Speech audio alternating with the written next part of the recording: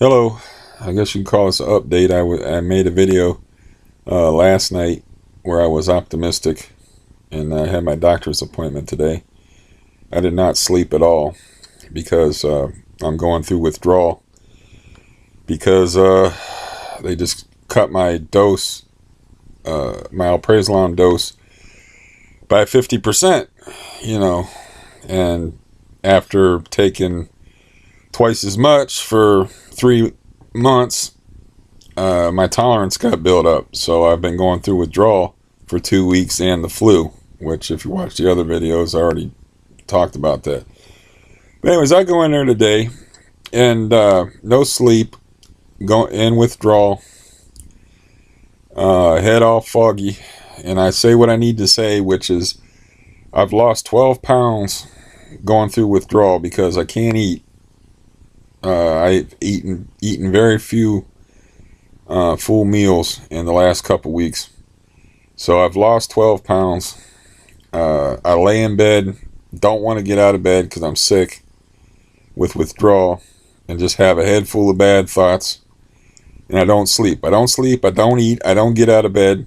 I'm just laying there sick all the time with a head full of bad thoughts. I said that to the guy 3 times. At the beginning of the appointment, I said, I want to get off alprazolam altogether, which I do, but right now I'm miserable, and I think a slower taper is in order than 50%. And he seemed like he was, at the beginning of the appointment, he seemed like he was cool with that idea. And then what the gist of the whole appointment is, they tell me I made the mistake of saying that I'm taking my blood pressure pill as needed, that's how I've been taking it. I don't have a blood pressure problem. So their solution, rather than giving me more alprazolam and not making it a full 50% reduction, is for me to take a blood pressure pill. How is me taking a blood pressure pill going to help my appetite and going to help me sleep? And is going to keep me from feeling like I got a bad cold, and is going to uncoil the knotted mess that my brain is, that my mind is, from the withdrawal.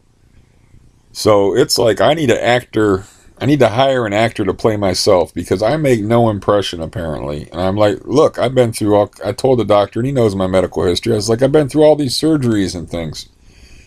It's like horrible stuff I've been through. So I have a calm demeanor even when I'm suffering, but I'm suffering really badly right now. He's like, oh, just go home, take a blood pressure pill. And then here's the capper to the whole thing, besides the blood pressure pill thing, which is, I'm like, how long have I been on this stuff? And he's like, I don't know. It's been over a year. And I'm thinking maybe it's a year and a half. I don't know. He was like, I'd have to look it up. He just had like a little computer with him. He's like, I'd have to look it up to see how long you've been on the stuff. So say I've been on it for a year and 6 months, steadily pumping them pills in, changing my brain chemistry. So I'm like, it's going to take a while. And he's like, no, it'll take about a month. And I'm thinking, like, are these my last 17 pills? Because I brought my pills in there to show him that I've been able to sit on pills, even though I've been suffering, I've been taking one pill a day like he wants me to. Even though I'm suffering through this withdrawal, I don't have the psychological addiction. I have a physical dependence that I can sit on pills. And is that my last 17 pills? Or are they going to give me another month's worth of pills and then have me sorted out? Like, what is the damn hurry? And I'm thinking, like, he moved to a new hospital and works for a different hospital now, and maybe their policy is to get everybody off of that stuff, and maybe that's what their lawyers are telling them, because they got liability issues with giving people controlled substances. Another aspect of this is, when my dose got doubled, I never asked him to do that. That was his idea. I went in there and I was like, well, I used up my pills early, and I was taking pills in the morning instead of just at night like I usually take them. And he's like, oh, instead of saying that wasn't a good thing to do and just saying, try to do better, here's your usual 30 pills. He's like, oh, well, if you're going to medicate yourself that way, I'll just go ahead and go along with it and give you 60 pills, give you twice as many pills so you can become even more addicted. And then I can drop you off of it and tell you you're going to be off of it in a month. I mean, what the hell? Uh, ugh. It doesn't. That appointment made no sense. It doesn't make any sense. And what is the hurry? You've been giving this stuff for me for a year and a half. What is the damn hurry that I got to be off of it in a month? And, how much am I supposed to suffer? I mean, I don't know.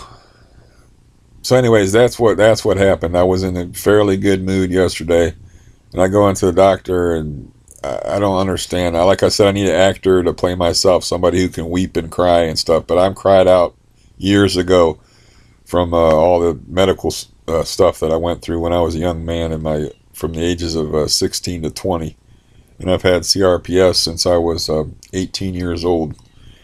And crying and getting emotional doesn't work real good with that. It makes you sick. So, I don't know. I just don't make any impression. I need to hire an actor or somebody that can cry and get upset and carry on and argue and bargain, or but that's junky behavior anyway. If I'm just using logic and staying in my right mind, and I'm not trying to get emotional and play on anybody's emotions, that's the sign of somebody who's not a junkie. So why you treat me like a junkie? Why don't you think I can control my own taper? Why you got to make me suffer? Why you got to kick me off these pills that you've had me on for a year and a half in a month?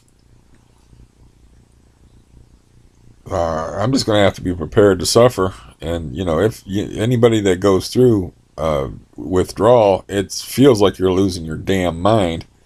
Even when you don't have the hallucinations and the vertigo and the stuff, your mind's just a foggy, jumbled mess. You start thinking about all kind of bad shit, and you start amplifying whatever pains you got in your body. Like, maybe this is wrong with me, maybe that is wrong with me, and your anxiety from being in withdrawal is like doubled.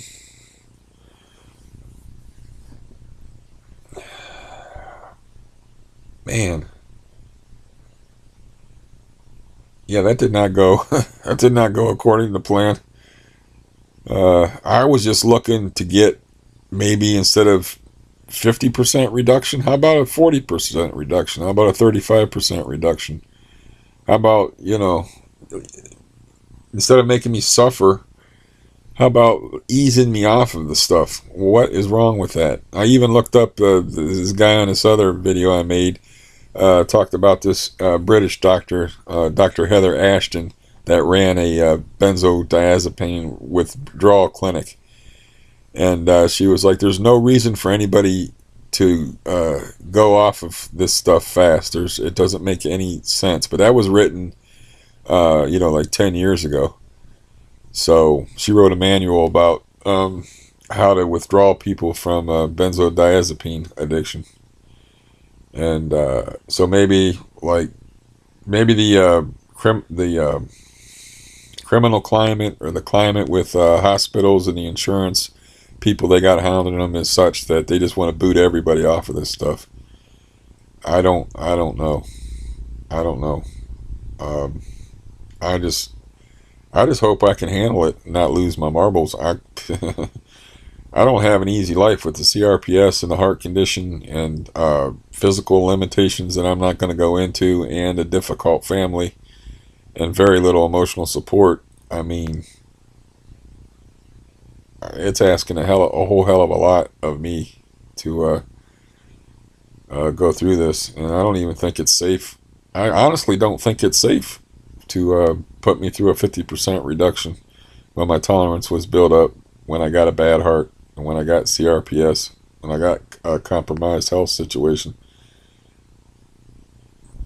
But the guy it was like talking to a wall with the guy, and he made me repeat myself a couple of times, like, oh, you can half the pill. And well, I said, that's what I've been doing. And then later on he said the same thing again. And then he said, have you gone through withdrawal before? And earlier in the appointment, I said, yeah, I went through withdrawal, and I went and I talked to you. The guy's asking me if I went through withdrawal. He saw me in withdrawal twice, I think. I went in there in withdrawal. One time I know I went in there with full withdrawal, and earlier in the day, my bowels just, everything came out of me, and I was just a mess. Um, my hands were all shaky and stuff, and the guys asked me if I ever went through withdrawal. I was like, you saw me in withdrawal, and he asked me the same question twice in the same appointment. The guy was just phoning the shit in. I thought maybe if I made a morning appointment, maybe he's not a morning guy. I don't know, but he asked me if I wanted to come in a week or 2 weeks. I'm like, I want to come in a week because I don't know about suffering anymore like this.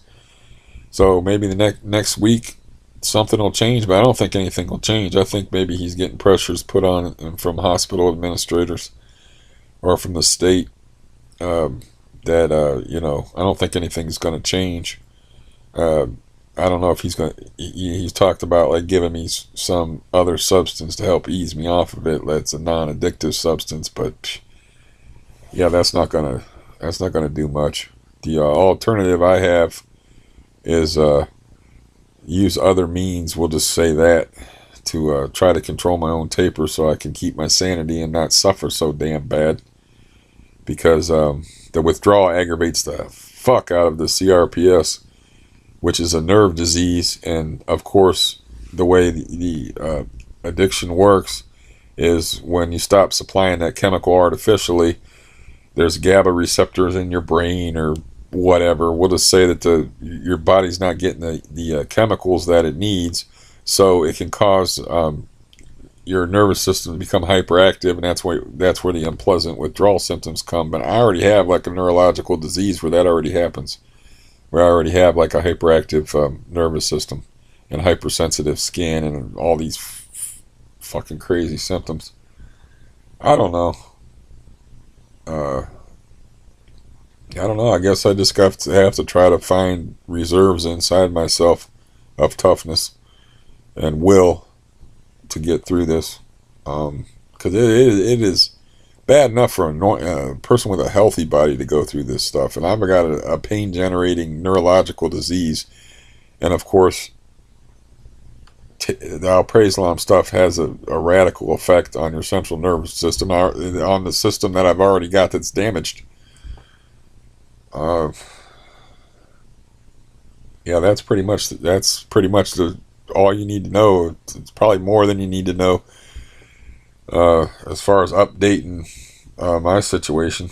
I'm telling anybody that's on this stuff, the way that the states are putting pressure on doctors, I guess, and hospital administrations. I knew there might be a problem because the last time I went in there, when he changed over to a new boss, the first thing I signed was some kind of controlled substance thing, which I think that it said very little on the paper. I think it just said something like it was something like to absolve them of or something about me being honest about control. It was just basically said something about controlled substances. I had the flu, so I wasn't going to read the damn thing. But I saw controlled substances and some other stuff in there, and it was a short thing, and that I had to sign. So, anybody that's on this stuff, man, you got to make plans, and you got to figure something out, because they're apparently cracking down on it. And if they're cracking down on me with, having a nerve disease and heart issues and stuff, they're going to crack down on anybody. And I still feel like my health is being put at risk. I just have to stay away from people and hermit up and control my environment. And like I said, just try to find reserves within myself that I don't know if I have or not to try to cope with this. And the way things are shook out today, he seems pretty adamant. Take a blood pressure pill. That's going to help. That's going to help with alprazolam withdrawal. No, that's not going to help. That might lower your heart rate. That's not going to help your appetite. It's not going to help your anxiety. It's not going to help you sleep. It's not going to get the bad thoughts out of your head. It's not going to untangle your mind. Unbelievable. But anyways, you're updated now. Anybody that gives a fuck. Um, but like I said, if you're on and stuff, man, you got to make plans. I did not make plans. I did not stockpile. I tried alternative means so that I could control my taper, but that's a very iffy thing, and I got burnt and all this other shit I don't even want to go into. I don't even want a record of that. You know, I shouldn't have to do that kind of stuff anyway. Um, Making confessions. Confession doesn't matter. Nobody gives a fuck. I can just say, yeah, this is just me and my adult fucking brain making shit up. Since I'm going through goddamn withdrawal, and I don't remember things, right? I don't even know what you're talking about. Alternative means, what the hell does that even fucking mean? Alternative means. Wink, wink. Anyways. Alright, I vented. What else can you do? Anyways, take care, fellow sufferers. And maybe things will work out better for y'all. I hope so. We don't deserve this. Goodbye.